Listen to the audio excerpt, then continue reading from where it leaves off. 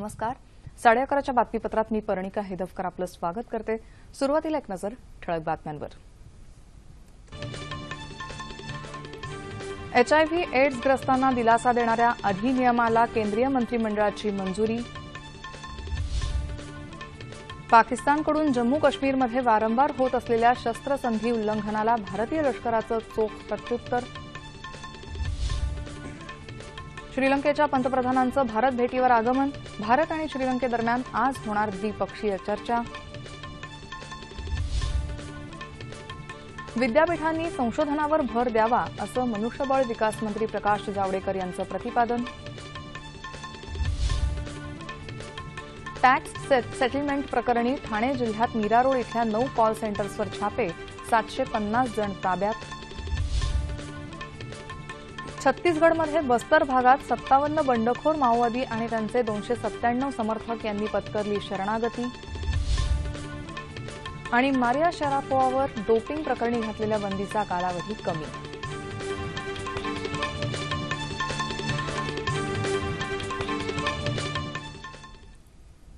आणि आता पाहूयात सविस्तर वृत्त. वर्ष 2011च्या HIV एड्स अधिनियमात सुधारणा करायला केंद्रीय मंत्रिमंडळानं आज मंजुरी दिली. HIV एड्सग्रस्त व्यक्तीचे अधिकार सुरक्षित राखण्याचा विचार यामध्ये करण्यात आला आहे. पाण्याविषयी सहकार्य करण्याबद्दल भारत आणि युरोपीय महासंघादरम्यान सामंजस्य करार करायलाही केंद्रीय मंत्रिमंडळानं आज मंजुरी दिली. तसंच आफ्रिकी आशियाई ग्राम विकास संघटनेबरोबर सामंजस्य करार करायलाही मंत्रिमंडळानं मान्यता दिली आहे. भारतीय लष्कराच्या यशस्वी लक्ष्यभेदी कारवाईनं चौताळलेल्या पाकिस्तानकडून नियंत्रण रेषा आणि सीमा भागात सतत युद्धबंदीचं उल्लंघन सुरू आहे. काल रात्री उशिरा नौशेरा इथल्या बाबाकोडी आणि कलालखोडी या क्षेत्रात पाकिस्तानकडून सुरू असलेला गोळीबार मध्यरात्रीपर्यंत सुरूच होता. भारतीय सैनिकांनीही त्याला चोख प्रत्युत्तर दिलंय. पठाणकोट इथं रावी नदीमध्ये सीमा सुरक्षा दलानं एक निर्मनुष्य नाव पकडली आहे. ही नाव पाकिस्तानमध्ये तयार करण्यात आली आहे. संपूर्ण स्थिती नियंत्रणात असून काळजी करण्याचं कारण नाही असं सरकारनं म्हटलं आहे. दरम्यान संरक्षणविषयी चर्चा करण्यासाठी केंद्रीय मंत्रिमंडळाची विशेष बैठक आज नवी दिल्लीत होत आहे.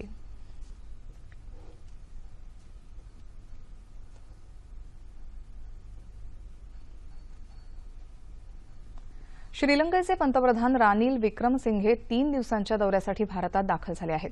विक्रमसिंघे पंतप्रधान नरेंद्र मोदी यांची भेट घेऊन आज द्विपक्षीय चर्चा करणार आहेत. या दोन्ही देशांमध्ये विविध क्षेत्रात परस्पर संबंध वृद्धिंगत करण्याविषयी दोन्ही नेत्यांमध्ये चर्चा होणार आहे. पाकिस्तानमधली सार्क परिषद रद्द होणं आणि पाकव्याप्त काश्मीरमधल्या भारताच्या लक्ष्यभेदी कारवाईच्या पार्श्वभूमीवर विक्रमसिंघे यांच्या या भारत दौऱ्याला विशेष महत्त्व प्राप्त झालं आहे.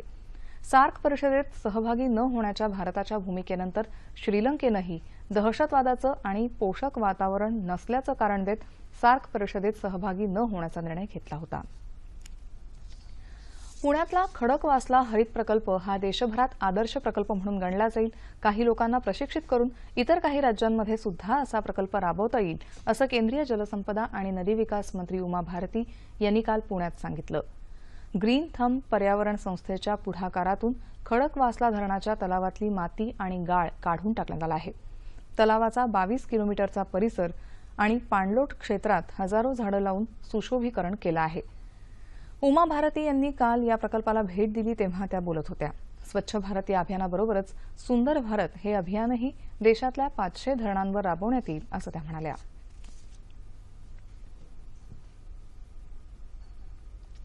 विद्यापीठांनी संशोधनावर भर दिला पाहिजे असं प्रतिपादन केंद्रीय मनुष्यबळ विकास मंत्री प्रकाश जावडेकर यांनी केलं आहे. ते काल बिहारमध्ये मोतीहारी इथं महात्मा गांधी केंद्रीय विद्यापीठाच्या पहिल्या अभ्यास सत्राच्या उद्घाटन प्रसंगी बोलत होते. विद्यापीठीय शिक्षणाचा दर्जा तिथल्या संशोधनाच्या गुणवत्तेनुसार ठरतो हे देखील त्यांनी बोलताना अधोरेखित केलं. विद्यापीठं म्हणजे केवळ पदव्या छापणारी यंत्र नव्हेत असं ते म्हणाले. सर्वांना शिक्षण, चांगलं शिक्षण हे केंद्र सरकारचं नवं ब्रीदवाक्य असून दारिद्र्य निर्मूलनाचं एक साधन म्हणून शिक्षणाकडे बघण्याचा दृष्टिकोन विकसित करण्याकडे सरकारचा कल असल्याचं त्यांनी सांगितलं.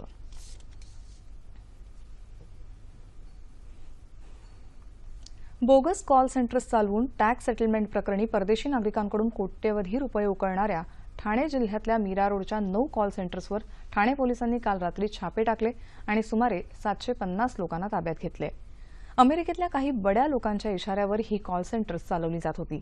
यामध्ये अमेरिकेसह अनेक देशांमध्ये फोन करून कर प्रकरणी धमकावून हजारो डॉलर्स उकळले जात होते, असं ठाण्याचे पोलीस आयुक्त परमवीर सिंग यांनी सांगितलं। हे आंतरराष्ट्रीय रॅकेट असून त्यांनी कोट्यवधी रुपयांची खंडणी वसूल केल्याचं परमवीर म्हणाले। मीरा रोड इथल्या 3 ठिकाणी टाकलेल्या या छाप्यांमध्ये सुमारे 200 पोलीस अधिकारी आणि कर्मचारी सहभागी झाले होते। आमचे ठाणे इथले प्रतिनिधी मिलिंद लिमये यांनी याबद्दल दूरध्वनीवरून सविस्तर माहिती दिली। बोगस कॉल सेंटर चालवून परदेशी नागरिकांकडून कोट्यवधी रुपयांच्या रकमा उकळणाऱ्या 9 कॉल सेंटर्सवर काल ठाणे पोलिसांनी रात्री छापा घालून सुमारे 750 लोकांना ताब्यात घेतलं आहे।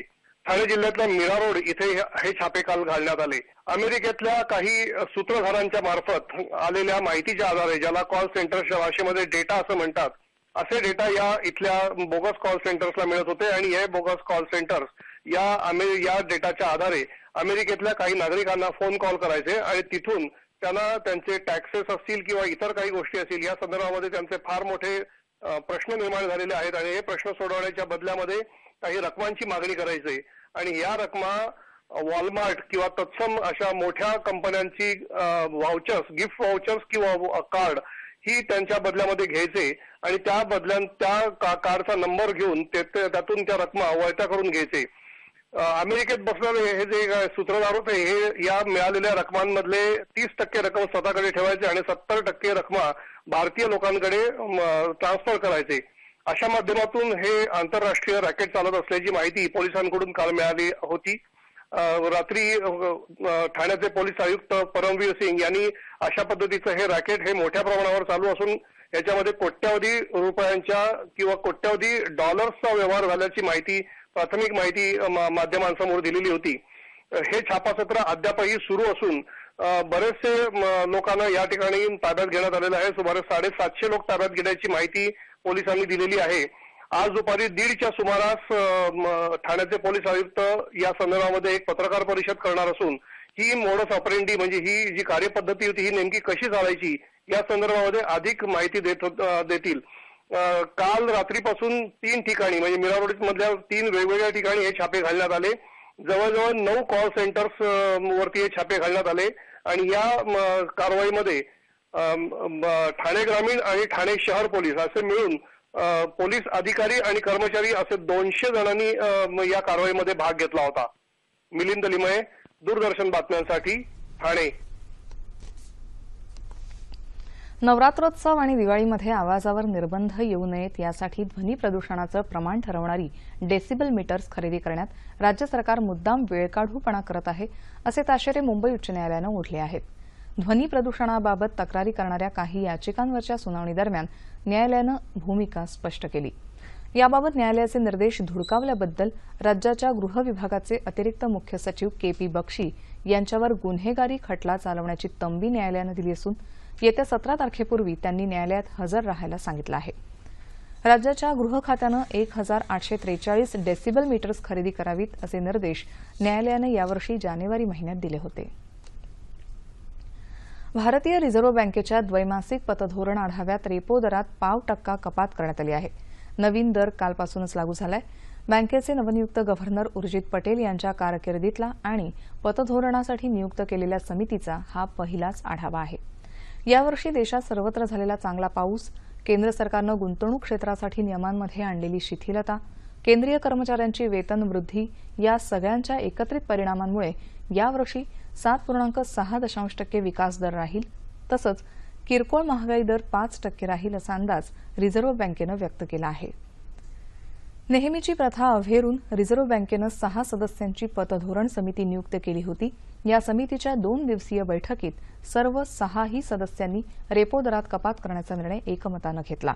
बैठकीनंतर दुपारी 2:30 वाजता रिझर्व्ह बँकेच्या संकेतस्थळावर रेपो दर कमी केल्याचं जाहीर करण्यात आलं।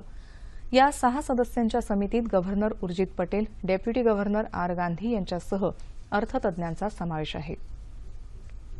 याआधी रेपो दरात केलेल्या कपातीचा पूर्ण फायदा बँकांनी ग्राहकांपर्यंत पोहोचवला नाही। आता तरी त्यांच्या कारभारात अधिक पारदर्शकता यावी अशी अपेक्षा उर्जित पटेल यांनी व्यक्त केली। दरम्यान अन्नधान्याच्या वाढलेल्या किमती, किमान वेतन पद्धतीतल्या सुधारणा आणि वेतन आयोगानं सुचवलेल्या शिफारशी यामुळे 2017 मार्चपर्यंत चलनवाढ 5% वाढण्याची शक्यता रिझर्व्ह बँकेनं व्यक्त केली आहे. अकोला जिल्ह्यातल्या नागरिकांना उत्तम आरोग्य सुविधा मिळाव्यात म्हणून प्रधानमंत्री स्वास्थ्य सुरक्षा योजनेअंतर्गत विशेषोपचार रुग्णालय बांधण्यात येणार आहे. त्याचा शिलान्यास येत्या 7 तारखेला मुख्यमंत्री देवेंद्र फडणवीस यांच्या हस्ते होईल, अशी माहिती पालकमंत्री रणजित पाटील यांनी काल अकोल्यात पत्रकार परिषदेत दिली.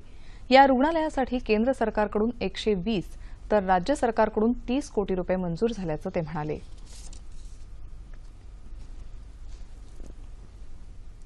मराठवाड्यात काल झालेली राज्य मंत्रिमंडळाची बैठक किमान 2 दिवस व्हायला हवी होती. मात्र अवघ्या 2 तासातच सरकारनं ही बैठक आटोपली, अशी टीका काँग्रेस प्रदेशाध्यक्ष अशोक चव्हाण यांनी सोलापूर इथं काल झालेल्या पत्रकार परिषदेत केली.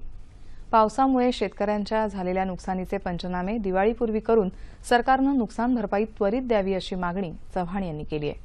तसंच मराठा आरक्षणाबाबत सरकार ठोस भूमिका घेत नाही, अशी टीकाही चव्हाण यांनी केली. स्थानिक स्वराज्य संस्थांच्या आगामी निवडणुकांच्या पूर्वतयारीसाठी चव्हाण काल सोलापूर दौऱ्यावर होते. त्यावेळी आयोजित केलेल्या पत्रकार परिषदेत ते बोलत होते. सोलापूर इथल्या उजनी धरण जलाशयातल्या पाण्याचं सार्वजनिक आरोग्य राज्यमंत्री आणि पालकमंत्री विजयकुमार देशमुख यांच्या हस्ते काल विधिवत पूजन करण्यात आलं. आतापर्यंत उजनी धरण सुमारे 110% भरलं असून जिल्ह्यातल्या शेतकऱ्यांनी आणि नागरिकांनी पाण्याचा वापर काटेकोरपणे करावा, तसंच शेतकऱ्यांनी ऊसाची लागवड करताना ती ठिबक सिंचनावर करावी, असं आवाहन देशमुख यांनी केलं आहे.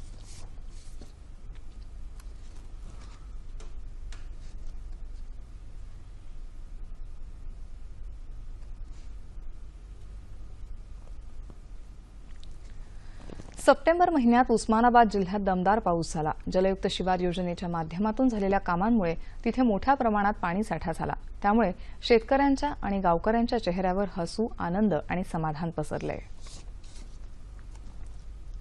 उस्मानाबाद जिल्हा वर्षणग्रस्त.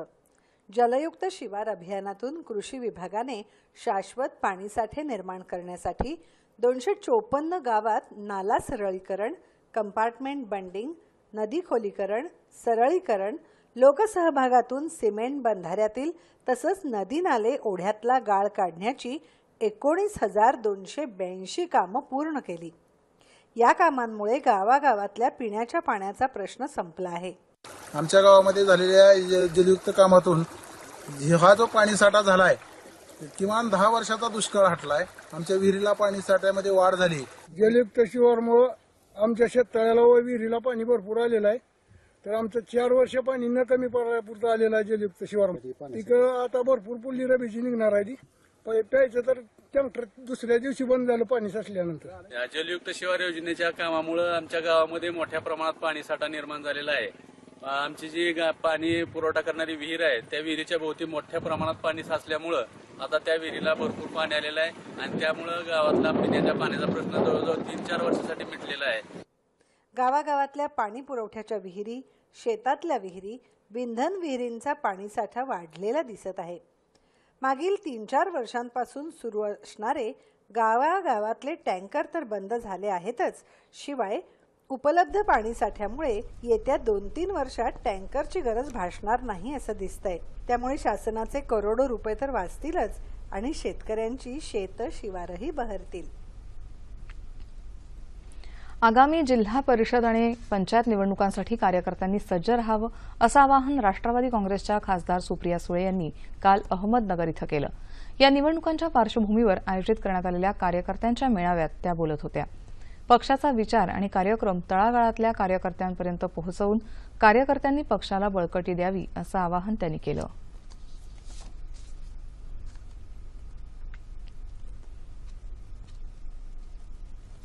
पश्चिम महाराष्ट्रात आगामी जिल्हा परिषदा आणि पंचायत समित्यांच्या निवडणुकांमध्ये युतीतल्या पक्षांबरोबर सन्मानपूर्वक जागा वाटप झालं नाही तर रिपब्लिकन पार्टी ऑफ इंडिया स्वबळावर निवडणूक लढवेल, अशी माहिती पक्षाचे पश्चिम महाराष्ट्राचे अध्यक्ष प्राध्यापक शहाजी कांबळे यांनी काल कोल्हापुरात दिली.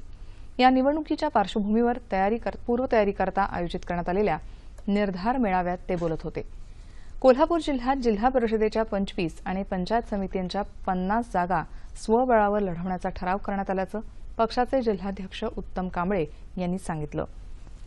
त्याचबरोबर मराठा आरक्षणाला पाठिंबा आणि 1 लाख उत्पन्न असलेल्या सर्व जाती धर्माच्या लोकांना प्रधानमंत्री आवास योजनेअंतर्गत घरकुलं मिळावीत यासाठी यासह अनेक ठराव या मेळाव्यात करण्यात आले.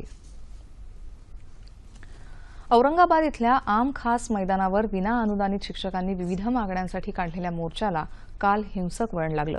मोर्चादरम्यान झालेल्या दगडफेकीत सुमारे 25 जण जखमी झाल्याचं आमच्या प्रतिनिधीनं कळवलं आहे. विनाअनुदानित शाळा कृती समितीच्या मोर्चेकऱ्यांची पोलिसांशी वादावादी होऊन त्याचं पर्यवसान दगडफेकीत झालं.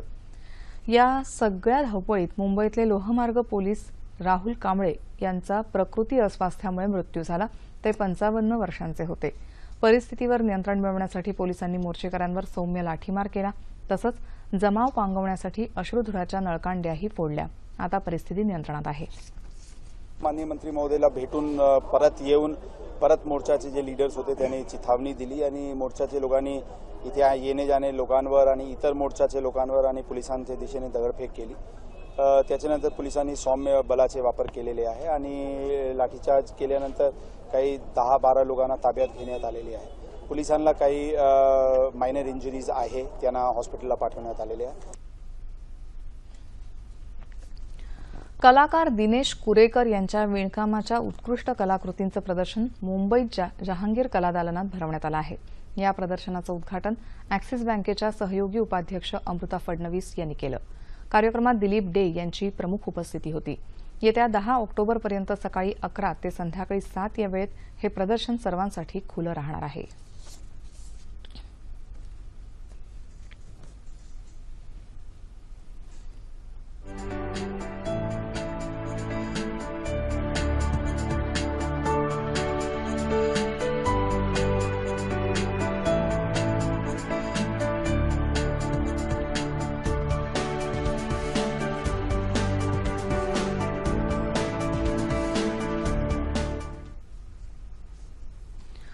शाश्वत अन्न सुरक्षेसाठी डाळी या मध्यवर्ती संकल्पनेवर आधारित राष्ट्रीय विज्ञान चर्चासत्राचं उद्घाटन झालं. यावेळी राष्ट्रीय विज्ञान संग्रहालय परिषदेचे महासंचालक A.S. मानेकर उपस्थित होते. डाळींच्या विषयावर देशभरातल्या 40,000 शालेय विद्यार्थ्यांनी विचार मांडले. त्यापैकी प्रत्येक राज्य आणि केंद्रशासित प्रदेशातून 1 याप्रमाणे निवडले गेलेले 33 विद्यार्थी या परिषदेत सहभागी झाले. या परिषदेत सहभागी झालेल्या विद्यार्थ्यांना पारितोषिकं देण्यात आली. यामध्ये महाराष्ट्रातल्या श्रेयस दादासाहेब श्रीराम या विद्यार्थ्याला द्वितीय क्रमांकाचं 12,000 रुपयांचं पारितोषिक देण्यात आलं. मानेकर यांनी यावेळी बोलताना यशस्वी विद्यार्थ्यांचं कौतुक करून या उपक्रमाची सविस्तर माहिती दिली. राष्ट्रीय विज्ञान संग्रहालय परिषद या संस्थेमार्फत विज्ञानाचा आपल्या देशामध्ये प्रसार व्हावा, लोकांमध्ये वैज्ञानिक प्रवृत्तीची म्हणजे वाढ व्हावी आणि प्रत्येक गोष्टींमागे काहीतरी विज्ञान आहे आणि लोकांनी वैज्ञानिक विचार करावा, अंधश्रद्धांवरती विश्वास ठेवू नये असा एक विचार सरणी वाढीस लागावी म्हणून राष्ट्रीय विज्ञान संग्रहालय परिषद ही नेहमी प्रयत्नशील असते.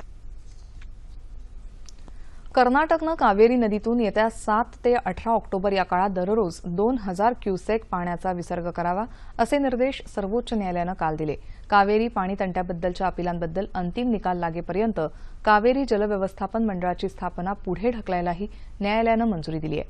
तसंच कावेरी खोऱ्याच्या अभ्यासासाठी केंद्र सरकार, तामिळनाडू, कर्नाटक, केरळ आणि पुद्दुचेरीमधले अधिकारी आणि तज्ज्ञांची देखरेख समिती नेमायलाही न्यायालयानं मान्यता दिली आहे. या समितीनं 17 ऑक्टोबरपर्यंत अहवाल सादर करावा असे निर्देश न्यायमूर्ती दीपक मिश्रा आणि न्यायमूर्ती यू ललित यांच्या खंडपीठानं दिले आहेत. छत्तीसगडमध्ये सुकमा जिल्ह्यात बस्तर या आदिवासी भागात 57 बंडखोर माओवादी आणि त्यांचे 297 समर्थक काल शरण आले. छत्तीसगडच्या इतिहासातली माओवाद्यांनी शरणागती पत्करल्याची ही मोठी घटना आहे. बस्तर क्षेत्राचे पोलीस महानिरीक्षक आणि अन्य वरिष्ठ पोलीस अधिकाऱ्यांसमोर हे माओवादी शरण आले. त्यांनी त्यांच्याकडची 17 शस्त्रही पोलिसांच्या हवाली केली. शरणागतांपैकी 26 जणांवर विविध इनामं जाहीर झाली आहेत. सरकारच्या पुनर्वसन धोरणानुसार या शरणागतांना मदत करण्यात येईल असं पोलीस महानिरीक्षकांनी सांगितलं. आंतरराष्ट्रीय टेनिस महासंघानं डोपिंग प्रकरणी मारिया शारापोव्हावर घातलेल्या बंदीची मुदत क्रीडा मध्यस्थी न्यायालयानं कमी करून 15 महिन्यांवर आणली आहे.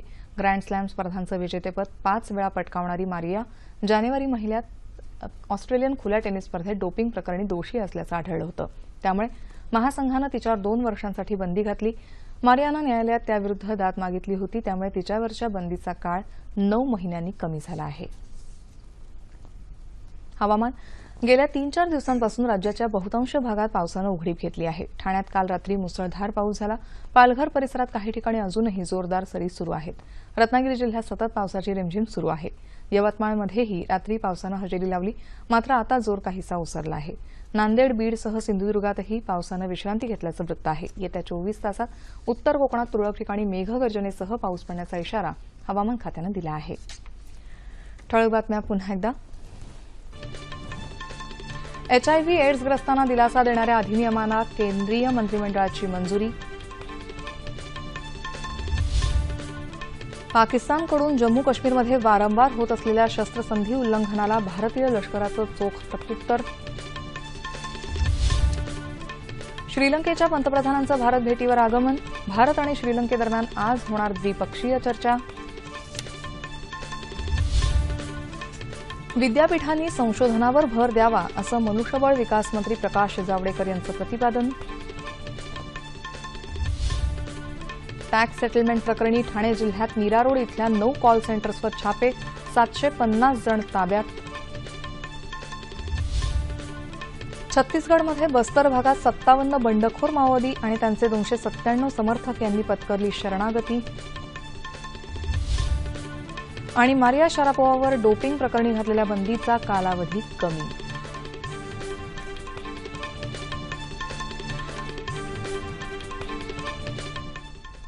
याबरोबरच हे बातमीपत्र संपलं. पुन्हा भेटूया दुपारी 2:30 वाजता सह्याद्री वाहिनीवर. नमस्कार.